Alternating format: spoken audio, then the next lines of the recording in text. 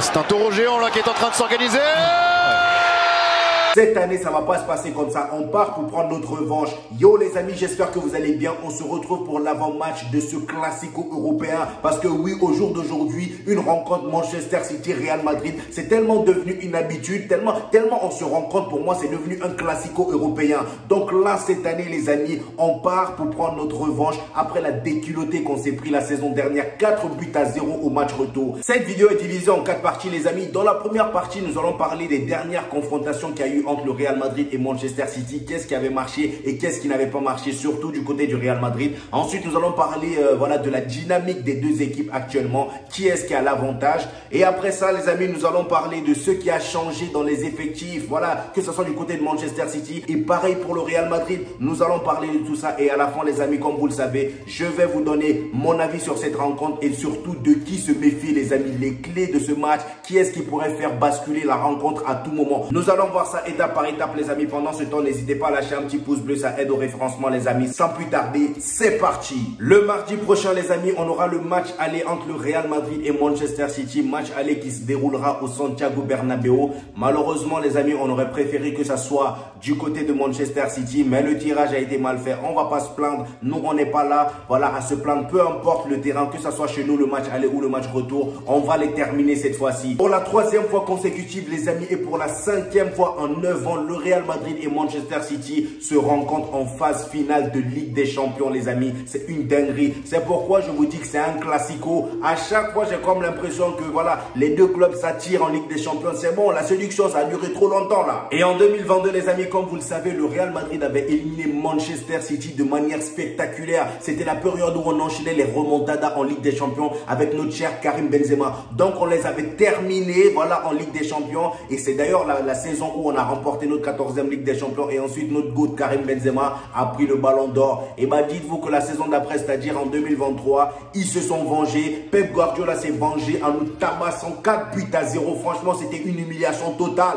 Voilà, ils n'avaient même pas attendu 10 minutes du match pour commencer à nous corriger. Voilà, ils ont commencé Bernardo Silva. Il n'y avait même plus le temps de respirer. Franchement, et pourtant le match aller était pourtant équilibré. Il y avait 1-1. Mais ça, c'était sans compter sur Carlo Ancelotti pour faire ces bêtises là dans les compositions en mettant Rudiger au banc au match retour. Nous allons parler de tout ça parce que là, bon, j'ai des avertissements à envoyer du côté de Carlo Ancelotti. On va en parler de ça juste après. Cependant là, les amis, j'aimerais vous montrer un peu les différentes confrontations, les dernières confrontations qu'il y a eu entre Manchester City et le Real Madrid pour voir un peu qui a l'avantage. Il faut savoir que le Real Madrid et Manchester City, en tout, ils se sont affrontés 9 fois. Et dans les 9 fois, Manchester City a l'avantage parce qu'ils ont gagné 5 fois et le Real Madrid a gagné 4 fois. Et il y a eu 3 matchs nuls, les amis. Donc là, les amis, je pense que c'est le moment d'égaliser. C'est le moment d'égaliser les scores. 5 victoires partout. Comment ça, Manchester City nous tabasse à chaque fois? C'est pas possible. Donc là, les amis, je vous montre ici les scores précédents. Voilà.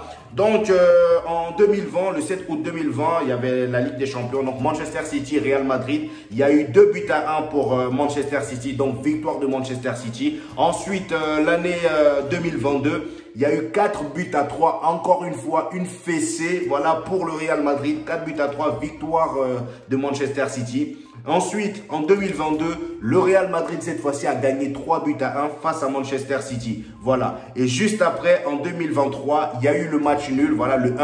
C'était le match aller en 2023 où tout était équilibré. Et c'est après ça que M. Carlo Ancelotti a voulu tenter quelque chose. C'est après ça qu'il a voulu tenter quelque chose. Et c'est là où on s'est pris les 4-0 dans les dents, les amis. 4-0 dans les dents. Et la principale cause de cette défaite, les amis, vous le savez, comme je vous l'ai dit, moi, sur ce match-là, j'aurais jamais mis Rudiger sur le banc parce qu'on a vu au match aller comment il avait bloqué Erling Haaland. Je vous mets les images de comment il avait collé comme un sensu Erling Haaland. Même Erling Haaland, il savait même plus comment respirer. Il en avait marre de lui. C'est ça, on veut. Pour ce match-là, les amis, pour ce match aller, que ce soit match aller ou retour. De toute façon, heureusement que maintenant, depuis ce jour-là, Rudiger s'est imposé en tant que titulaire. Mais Militao est revenu de blessure. Ça, j'ai pas trop envie d'abord de parler des blessures, mais en tout cas, les gars, Militao est revenu de blessure. J'espère que Carlo Ancelotti va pas vouloir tenter la même chose que la saison dernière, parce que là, je pense qu'il a compris la leçon. Maintenant, nous allons parler de la dynamique des deux équipes, les amis. Actuellement, qui est le plus en forme? Qui a l'avantage d'après les journalistes, d'après les bookmakers? Bon, les gars, moi, je vais être franc avec vous. Hein. D'après tout ce qui se dit, que ce soit les bookmakers, que ce soit ceux qui font les probabilités, là. Dernièrement, même, j'avais vu, dès le tirage, j'avais vu, je crois que c'était Score qui avait fait une probabilité des équipes favoris pour ces quarts de finale. Et j'ai vu que Manchester City était favori à 60% face au Real Madrid. C'est une dinguerie à chaque année. Même si, bon, la dernière fois, on nous a lavé, mais au moins, il faut nous respecter. On est les rois de la Ligue des Champions. Je ne comprends pas comment les gens ils peuvent donner 60% à Manchester City et nous, on nous met à 40%. Hein? En 2022, à une petite période, je crois, à 10 minutes du match, on nous a donné 0% de victoire. 0% de victoire. Hein? La probabilité est à 0% et au final, on a gagné cette Ligue des Champions en 2022. C'est pour vous dire que les gars, quand vous faites vos probabilités, faites au moins un petit respect pour le Real Madrid. On est les rois de la Ligue des Champions, les gars. Voilà. Donc là, nous avons un petit récapitulatif des 5 dernières rencontres des deux équipes. Donc, comme vous pouvez le voir, le Real Madrid face à Bilbao, c'était le 2 mars. Voilà, ils ont fait match nul face à Bilbao. Ensuite, face à Leipzig, c'était en Ligue des Champions. Ils ont encore fait match nul 1-1.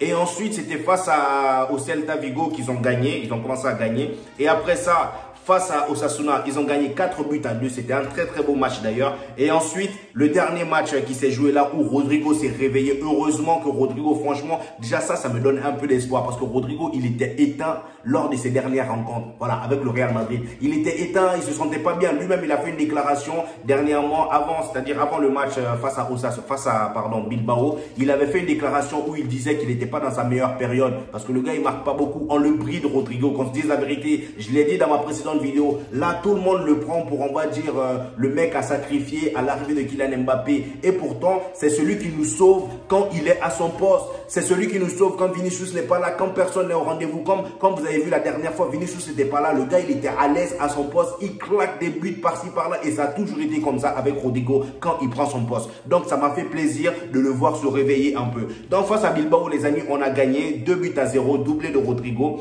Et ensuite du côté de Manchester City, eux, ils avaient gagné face à Manchester United, hein, le derby, ils ont gagné face à Manchester United, 3-1. C'était un match magnifique en plus. Le match, il était magnifique. 3-1. Et ensuite, face à Copenhague, ils ont gagné 3-1 encore. Voilà, encore une fois, en fait, j'ai quand même l'impression qu'ils kiffent les 3 buts. Ensuite, face à Liverpool, ils ont fait match nul 1-1. Donc ensuite, après ça, ils ont joué face à Newcastle. Ils ont gagné 2-0. Et après ça, les amis, face à Arsenal, c'était hier, je crois, ils ont fait 0-0. Voilà. Donc là, comme on peut le constater, dans les 5 dernières rencontres, on peut voir que les deux équipes, ils ont 3 victoires chacun. Voilà, 3 victoires et 2 matchs nuls. Franchement, si on part sur ces 5 matchs-là, on va dire qu'ils sont à égalité. De toute façon, les gars, ça se tape. Là, on parle de 2 grandes équipes qui voilà, quand ils se rencontrent, on sent que c'est tendu. Voilà, c'est une guerre tactique, une guerre de performance. Vous voyez ce que je veux dire? Donc là, ça m'étonne même pas que les deux soient à égalité. Maintenant, on va voir un peu le classement en championnat qui s'en sort beaucoup mieux. Parce que bon, je pense que le Real Madrid, on sait tous, hein, le Real Madrid s'en sort beaucoup mieux. Mais je pense que voilà, il y a une petite nuance à faire. Le Real Madrid, malgré qu'on s'en sort mieux, voilà, c'est-à-dire on est premier de Liga, faut quand même se dire la vérité. En termes de fond de jeu, c'est pas non plus extraordinaire. C'est plus des performances qu'autre chose. Voilà, des exploits individuels. Parfois, ça joue bien. Je dis pas que ça joue mal. Ça joue très bien parfois. Mais le problème, c'est que contrairement à certaines années, voilà, le fond du jeu n'est pas là. Du côté de Manchester City, c'est un peu, voilà, les résultats sont un peu biaisés aussi parce qu'ils ont eu une période, eux aussi, où il y a eu des blessures.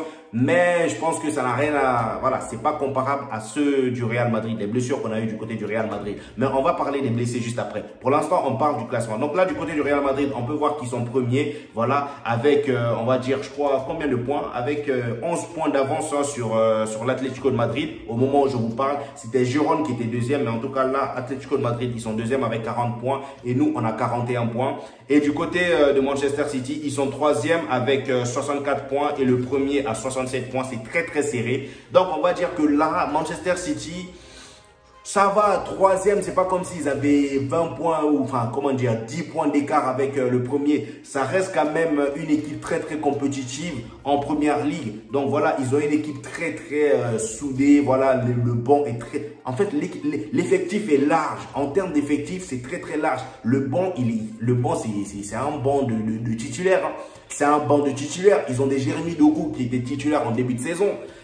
C'est pour vous dire que là, Manchester City... ça va. Même s'ils sont troisième, ça ne veut pas pour autant dire que parce que nous, on est premier, on va les taper. Non, ça ne veut rien dire. C'est juste pour vous montrer un peu l'état de forme des deux équipes. Donc voilà. Cependant, en parlant de la dynamique, on va un peu parler des blessures parce que c'est important, je trouve. Les deux équipes, que ce soit le Real Madrid ou Manchester City, les deux ont subi énormément de blessures, surtout du côté du Real Madrid. Là-bas, il y a eu des blessures beaucoup plus graves. Voilà, des périodes très très longues de rétablissement comme Militao. Militao, il a mis du temps. Courtois n'est toujours pas venu. Voilà, des croisés par-ci par-là. Arda Güler blessé. On a eu combien de blessures? On a eu Courtois, Militao, Arda Güler, Vinicius est blessé. Bellingham aussi s'était blessé à l'épaule avec l'Angleterre. Franchement, même Camavinga s'était blessé. Donc, il y a eu tellement de blessures. Chouameni aussi, je ne vais pas oublier. C'est pour vous dire qu'il y a eu tellement de blessures du côté du Real Madrid que même là, quand je vois l'effectif, ça me fait plaisir. Même si on n'a pas un banc de qualité comment ça s'appelle, comme Manchester City. Mais le banc reste quand même de haut niveau. Faut se dire la vérité. Voilà. Même si c'est pas comme Manchester City, mais ça reste quand même de qualité. Mais c'est pour vous dire que l'effectif de Manchester City est beaucoup plus large que celui du Real Madrid. Donc là, on a Militao qui est de retour. J'espère qu'il est juste de retour et qu'il ne sera pas titulaire face à City. Je pense que ça, c'est impossible. Rudiger, là, il est imbougeable. C'est le patron de la défense pour moi. Voilà, ça serait une grosse erreur de le mettre au banc lors des deux confrontations face à City. Donc, du côté du Real Madrid, on a encore Alaba qui est blessé parce que Alaba, il était titulaire l'année dernière face à Manchester City quand on s'est fait taper. Je crois que c'était Alaba et Militao qui étaient en défense. Donc là, Alaba, il est blessé. Courtois est blessé. Donc voilà aussi, Courtois aussi avait joué la saison dernière lorsqu'on s'est fait taper 4-0. Donc là, Courtois n'est pas là et Alaba n'est pas là. Donc de leur côté, eux, ils ont Walker qui est blessé. Walker, il s'est blessé face au Brésil, face à Vinicius. Vinicius a traumatisé. J'ai comme l'impression que lui, à chaque fois qu'il joue face à Vinicius, il y a un souci. Le gars, il n'arrive pas à supporter le petit. Le gars, il est trop rapide. Vinicius, il est insolent. En fait, Vinicius, il te travaille partout. Genre, dans la tête, tellement le gars il parle, sa bouche ne ferme jamais. Tu es là, tu entends quelqu'un parler dans ton doute. H24 tout au long du match, c'est fatigant. Et en plus de ça, il te fait courir par-ci, par-là, tu baves. C'est pour ça que le gars, il a craqué. Walker a craqué, il s'est blessé. Donc là, je pense qu'avant la semaine prochaine, il ne sera pas de retour. Mais en tout cas, pour l'instant, on ne sait pas la période, à quel moment il va revenir. Mais pour l'instant, il est blessé. Et d'ailleurs, en parlant de blessé, il y a M. Pep Guardiola, lors de sa conférence de presse après le match face à Arsenal.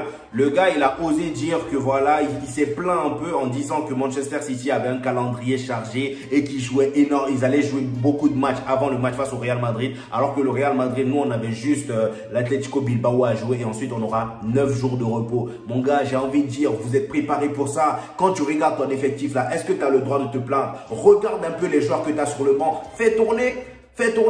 Ton équipe est préparée pour ça, donc je ne vois pas pourquoi tu te plains. Nous, du côté du Real Madrid, avec toutes les blessures qu'on a là, regarde un peu qui on a sur le banc. On n'a pas beaucoup de joueurs. Donc moi, je pense que M. Pep Guardiola n'a pas le droit de se plaindre. Même si, voilà, la saison dernière, quand on s'est fait taper, nous aussi, je pense qu'à cette période-là, on avait enchaîné beaucoup plus de matchs que City avant de jouer face à eux. Donc, il faut arrêter d'abuser un peu. Nous, le Real Madrid, depuis la saison dernière, depuis maintenant plus de, 3 ans maintenant, on a très peu de marge de manœuvre. Vous voyez ce que je veux dire? Et maintenant, nous allons parler de ce qui a changé dans l'effectif des deux équipes, contrairement à la saison dernière. Je pense qu'il y a eu beaucoup plus de gros changements du côté du Real Madrid cette année, comparé à la saison dernière, que du côté de Manchester City. D'ailleurs, là, je vais vous montrer les derniers effectifs qu'ont affiché les deux équipes lors de leur précédente rencontre, c'est-à-dire Manchester City face à Arsenal, l'effectif qu'ils ont proposé, et du côté du Real Madrid face à Bilbao, comment ils ont joué, avec quelle composition. Donc là, du côté du Real Madrid, les amis, comme vous pouvez le constater, Rudiger, depuis maintenant le début de la saison, il est titulaire indiscutable. Il y a Nacho aussi, avec toutes les blessures qu'on a eues. Nacho aussi est titulaire. Donc, je pense que face à City la semaine prochaine, ça sera les deux défenseurs centrales. Et sur les côtés, Carvajal et Fernand Mendy, je pense que ça sera ça aussi. Et du coup, je pense que là, ça sera la défense. Voilà, pour la semaine prochaine, ça sera la défense. Je suis sûr à 100%. Et du côté du milieu, on a Chouameni, Valverde et Toni Kroos. Et en 10, on a Bellingham. Je pense que c'est ce qu'ils vont afficher aussi. Voilà, et en attaque, Brahim Diaz et Rodrigo. Bon, là, je pense pas que Brahim Diaz sera titulaire. Mais franchement, je me dis pourquoi pas. Pourquoi pas. Après, Rodrigo à gauche, c'est monstrueux. Mais après, je pense que là, si Vinicius est là, quand Vinicius sera là, bah, je pense que Rodrigo sera pas titulaire. Enfin, sera pas à gauche, il sera à droite, pardon, mais Brahim Diaz sera pas titulaire. Vous voyez ce que je veux dire? Donc là, je pense qu'en pointe, ce sera plutôt Rodrigo et Vinicius. Et après, Brahim Diaz va rentrer après, quoi. Donc, du côté de Manchester City, voici la compo qu'ils ont proposée face à Arsenal. Donc, il y avait en défense, bon, au goal, ils ont mis Ortega comme d'habitude. Akanji sur le côté, on va dire latéral droit. Et en défense centrale, ils ont mis Ake et Diaz. Sur l'autre latéral gauche, ils ont mis Vardiol. Vardiol qui pour moi est un défenseur central. Mais bon, Pep Guardiola a décidé de le mettre latéral. C'est pas grave. On a Rodri qui te sort une excellente saison. D'ailleurs, le gars, depuis maintenant 60 matchs consécutifs, il n'a pas perdu ne serait-ce qu'un seul match. C'est une dinguerie. Rodri pour moi, c'est le 6 de référence en ce moment. Rodri, franchement, son niveau est juste exceptionnel. Et devant lui, on aura De Bruyne et Kovacic. Et après ça, les amis, sur les côtés, c'est-à-dire sur les ailes, voilà, sur les ailes du côté, on aura Foden et Bernardo Silva. Et en pointe, les amis, on aura Erling Haaland. Donc, Erling Haaland, j'espère que tu es prêt pour accueillir Rudiger, ton meilleur ami. Voilà, je pense que tu te souviens de lui. Même lui, je pense qu'il est en panique en ce moment. Et d'ailleurs, en parlant d'Erling Haaland, le poteau, bon, je pense que j'espère qu'il va continuer dans ses habitudes de toujours voir flou dans les phases finales. C'est-à-dire, le gars, il ne s'est pas marqué dans les phases finales. J'espère que ça sera pareil ici aussi, hein. En tout cas, ça sera pareil parce qu'avec Rudiger, ça sera impossible de marquer. Voilà, je compte sur Rudiger, moi. Donc maintenant, les amis, nous allons parler de qui il faut se méfier dans les deux équipes. Je pense que vous savez déjà, vous avez une idée un peu, voilà, de qui il faut se méfier. Du côté de Manchester City, je pense qu'on est tous d'accord pour dire que Kevin De Bruyne, avec son retour, s'il est vraiment à 100%, le gars, il peut fumer le Real Madrid à tout moment. Mais bon, je pense que si le Real Madrid aussi est prêt, il ne pourra rien faire. Mais je pense que là, Kevin De Bruyne, c'est vraiment le gars qu'il faut vraiment bloquer au milieu. Même si ça va être compliqué de le bloquer parce que le gars, il te sort des passes surnaturelles, je ne sais pas comment. Mais en tout cas, Kevin De Bruyne, je pense que c'est le joueur. Vraiment, il faut se méfier de lui. Ensuite, Pep Guardiola, bon, lui, je pense qu'il faut toujours se méfier parce que niveau tactique, c'est toujours, on va dire, pour moi, le sorcier suprême en termes de coach. Et ensuite, je pense que Rodri, bon, lui, il n'y a pas vraiment à se méfier. Mais en tout cas, dans les sorties de balle, c'est-à-dire lorsqu'il y a un corner et que la balle sort, il faut vraiment qu'il y ait quelqu'un avec Rodri. Parce que le gars, on a vu de quoi il était capable en termes de tir de loin. Il nous a d'ailleurs fait un exemple la dernière fois, surtout en finale de Ligue des Champions face à Inter. On a bien vu, je ne sais plus si c'était en finale qu'il avait marqué le but. Il a fait une reprise. Je crois que c'était en finale face à l'Inter. Le gars, il a allumé le goal. Voilà. Donc, je pense que Rodri, il faut vraiment se méfier. Bernardo Silva, le gars, le Real Madrid, c'est sa proie préférée. À chaque fois qu'il joue face au Real Madrid en phase finale, il marque. En 2021, 2022, en demi-finale, il avait marqué contre le Real Madrid. Et ensuite, en 2022-2023, il avait marqué un doublé. Oui, oui, un doublé. Bernardo Silva. Donc, il faut faire très, très attention à ces gens-là. Et du côté du Real Madrid, bien évidemment, il faut faire attention à Jude Bellingham. Je pense que le gars, il peut te pondre une masterclass à tout moment face à City. Là, du côté du Real Madrid, c'est le gars en forme. Ça, on le sait, c'est le meilleur joueur actuel du Real Madrid. Même si, bon, Vinicius, c'est du chaud et du froid. Parfois, il est très bon, parfois, il est moyen. Mais on va dire Jude Bellingham, c'est vraiment la référence actuellement. C'est le visage du Real Madrid. Et ensuite, je pense que Rodrigo, c'est aussi le joueur à éviter du côté du Real Madrid. Parce que certes, ces derniers temps, voilà, il n'est pas très, très bon. Mais le match qui nous a sorti face à Bilbao montre à quel point le gars, il est dangereux. Quand il est vraiment mis dans de bonnes conditions, il faut vraiment se méfier de lui. Donc, Rodrigo, il faut vraiment se méfier de lui. Je le dis aux supporters de Manchester City. J'espère que vous avez vu Rodrigo la dernière fois face à Bilbao. Le gars, il rigole pas. Il rigole pas. Donc, à tout moment, surtout en Ligue des Champions, le gars, c'est notre sauveur. On a vu, hein, enfin, lorsque Karim Benzema était là, le gars, il nous sortait des remontadas de malade mental, des buts de taré. Voilà. Même la saison dernière, il était présent en Ligue des Champions. Donc, je pense que la Ligue des Champions, c'est vraiment sa maison à lui aussi. Donc, Vinicius, bon, Vinicius, je pense que lui, ça dépend, voilà, ça dépend des matchs, voilà. Mais je pense que Vinicius aussi, va falloir s'en méfier. Va falloir s'en méfier. Et pour terminer, il faut aussi se méfier de Carlo Ancelotti. Mais lui, il faut se méfier. Pas dans le sens où il est dangereux. Il est dangereux pour le Real Madrid parce que lui, à tout moment, il te fait quelque chose de bizarre. Surtout dans la composition. Donc, Carlo Ancelotti, je me répète encore une fois, je te garde à l'œil. J'espère que tu ne vas pas nous faire une composition bizarre, surtout en défense. Parce que qui dit Ligue des Champions, dit pas d'erreur. Faut pas faire d'erreur, surtout dans le niveau défensif, dans la partie défensive. Donc, faut vraiment faire très, très attention à ça. Donc là, les amis, là, je vais vous donner mon avis concernant ce match. Moi, je pense que le Real Madrid, là, en championnat, on s'en sort bien. On est premier. Je pense qu'on part quand même confiant. On est toujours confiant, les gars. Même quand vous avez, je pense que vous avez compris maintenant que le Real Madrid, même quand on n'est pas bon en championnat, on termine toujours par allumer des gens en Ligue des Champions. Donc là, je pense que le Real Madrid, ça va. On s'en sort très très bien. On est premier de Liga. En Ligue des Champions, même si on n'a pas gagné tous nos matchs, surtout face à des petites équipes comme Leipzig, on a fait des 1-1. Je pense que là, cette année, on part dans un esprit de revanche. Les joueurs partent dans un esprit de revanche. Même si Carlo Ancelotti, lui, il dit que c'est une nouvelle opportunité plutôt qu'une revanche. Moi, je pense que dans leur tête, ils savent que c'est une revanche. Parce que Carlo Ancelotti, j'ai envie de dire, sa réputation face à Guardiola est en jeu. Imaginez, après la déculottée qu'il s'est pris la dernière fois face à Guardiola, imaginez, il se fait soulever encore par Guardiola. Là, ce serait comme ternir un peu son image. Ça serait comme un peu mettre une tâche. Parce que Guardiola, Ancelotti, moi, je l'aime bien, pardon. Ancelotti, franchement, avec tout ce qu'il a fait pour le Real Madrid, je l'aime bien, je le respecte. Mais face à Guardiola, au bout d'un moment, cette fois-ci, il n'a pas droit à l'erreur. On se dise la vérité. Donc, j'espère que tout va bien se passer pour le Real Madrid. Et j'espère qu'on va avoir un très, très beau match aller. Et comme ça, au retour, même si le retour, c'est chez eux, comme ça, même si, bon, je pense qu'à l'aller, on va les taper. Et comme ça, au retour, même si on fait match nul, il n'y a pas de souci. Donc là, pour ce match aller, les amis, moi, je donne un pronostic.